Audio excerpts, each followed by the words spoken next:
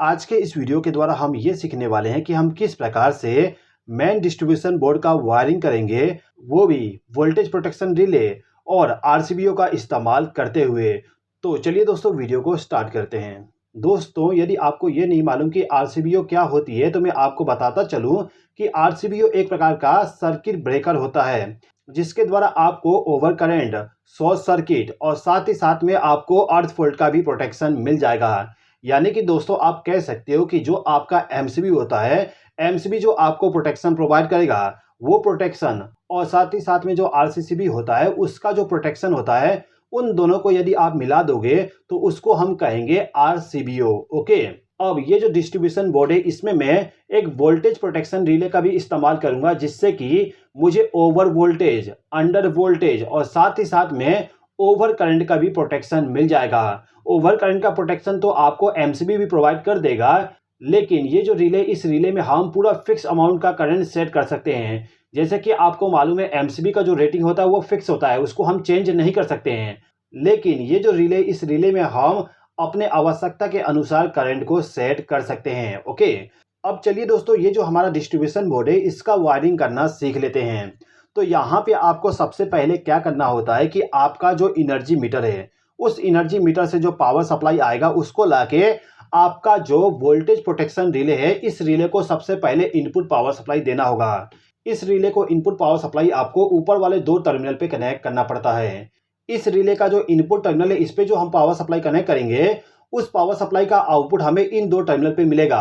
अब इस रिले के आउटपुट टर्मिनल पे आप देखोगे यहाँ पे L लिखा हुआ है और यहाँ पे N, यानी कि फेज सप्लाई हमें इस पॉइंट से मिलेगा और न्यूट्रल पावर सप्लाई हमें इस पॉइंट से मिलेगा।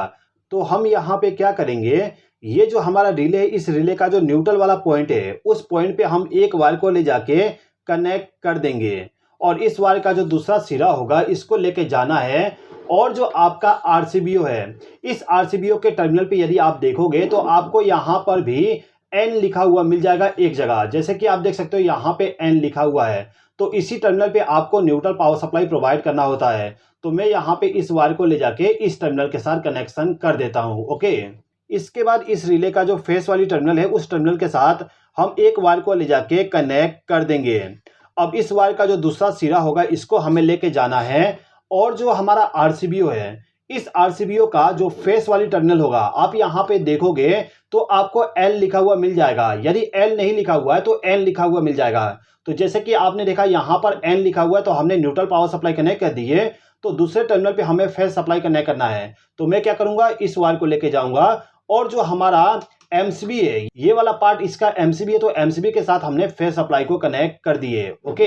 अब इस आरसीबीओ से जो हमें आउटपुट पावर सप्लाई मिलेगा फेस सप्लाई वाली, उस फेस सप्लाई को लेके जाना है। तो उसके लिए हम क्या करेंगे, एक वायर को आरसीबीओ के फेस वाले टर्मिनल के साथ कनेक्ट कर देंगे। आप देख सकते हो मैंने वायर को कनेक्ट कर दिया।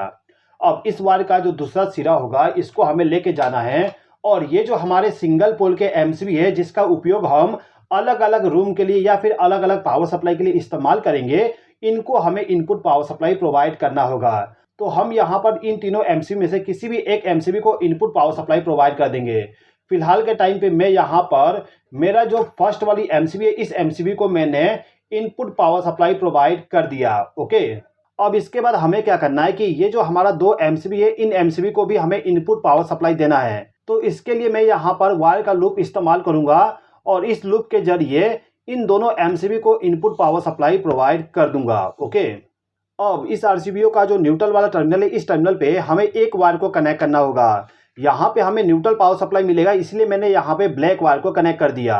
अब इस वायर का जो दूसरा सिरा है इसको लेके जाना है और यहाँ पे जो हमारा बस बार है, आप देख सकते हो यहाँ पे 2 बस बार है, तो इन दोनों में से किसी भी एक बस बार के साथ आपको न्यूट्रल वाले वायर को कनेक्ट करना है। तो फिलहाल के टाइम पे मैं इस बस बार का इस्तेमाल कर लेता हूँ। तो मेरा जो न्यूट्रल पावर सप्लाई है इसको लेके आऊंगा, इस वायर को ला के मैं कनेक्ट कर दूंगा। तो यहाँ पे मैं इसका कनेक्शन कर देता हूँ। अब ये जो दूसरा बस बार है इसमें आपको अर्थिंग वाले वायर को कनेक्ट करना होता है। तो जो भी आपके घर का अर्थिंग वाली वायर होगा इसको लेके आना है और इस बस बार के साथ कनेक्ट कर देना है। तो यहाँ पे मैं इसका कनेक्शन कर दिया। ओके। अब ये जो सिंगल पोल का एमसीबी है, इस एमसीबी से जो पावर सप्लाई जाएगा वो हमारे रूम के लिए चला जाएगा।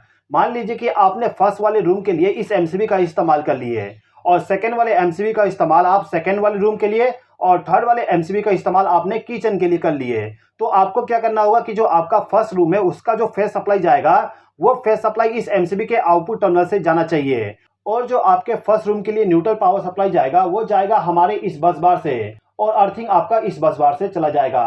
किस प्रकार से पावर सप्लाई को लेके जाते हैं इसको एक्सप्लेन करने के लिए मैं यहाँ पर एक लैंप का कनेक्शन करके आपको बता देता हूँ।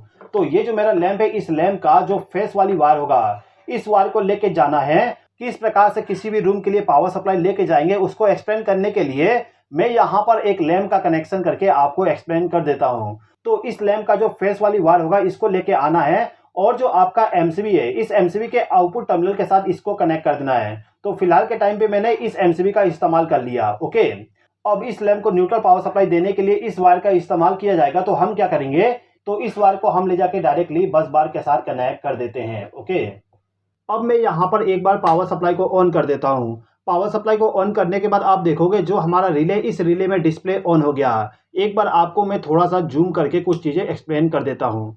जैसे कि आप देख सकते हो यहाँ पे वोल्टेज शो कर रहा है और यहाँ पे रनिंग करंट शो कर रहा है। अभी कोई भी लोड को हमने कनेक्ट करके नहीं रखे हैं, तो 0 एम्पियर करंट फ्लो हो रहा है। इसके बाद आप देखोगे यहाँ पर पावर वाला इंडिकेशन ग्लो हो रहा है। अब यदि आपको इस रिले में प्रोग्रामिंग करना है तो सिंपली आप क्या करिए, ये जो एम वाला बटन है इसको प्रेस करिए। आपके सामने आ जाएगा U0 यानी कि ओवर वोल्टेज। ओवर वोल्टेज यहाँ पे 270 सेट है, तो आपको जितना सेट करना है इसको आप इन दोनों बटन के द्वारा प्रोग्रामिंग कर सकते हो। ओके, तो फिलहाल के टाइम पे मैं यहाँ पे 240 वोल्ट सेट कर दिया ओवर वोल्टेज का। ओके, दोबारा से एम बटन को प्रेस करूंगा तो अंडर वोल्टेज आ गया।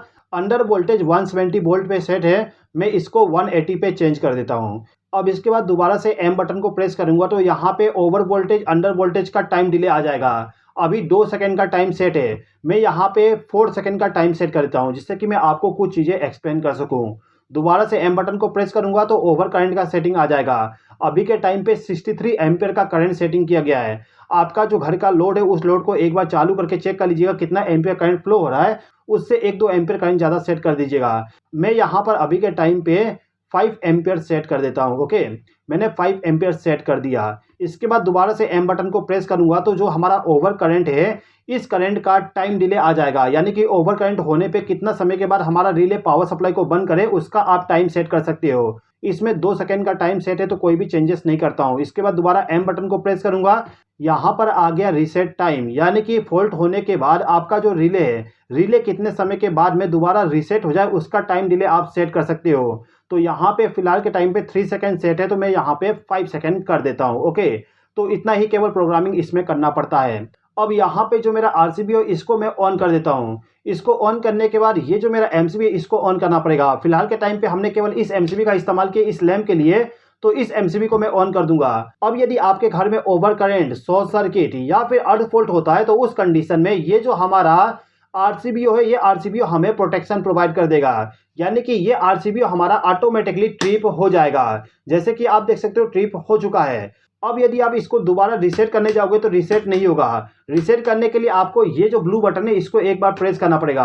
प्रेस करने के बाद आप इसको रीसेट कर सकते हो। ओके, अब इसके बाद में आपके घर में जो वोल्टेज आ रहा है, वोल्टेज का जो पावर सप्लाई है वो बढ़ जाता है या फिर कम हो जाता है, तो उस कंडीशन में आपका जो रिले आपके घर के वोल्टेज को प्रोटेक्शन प्रोवाइड कर देगा।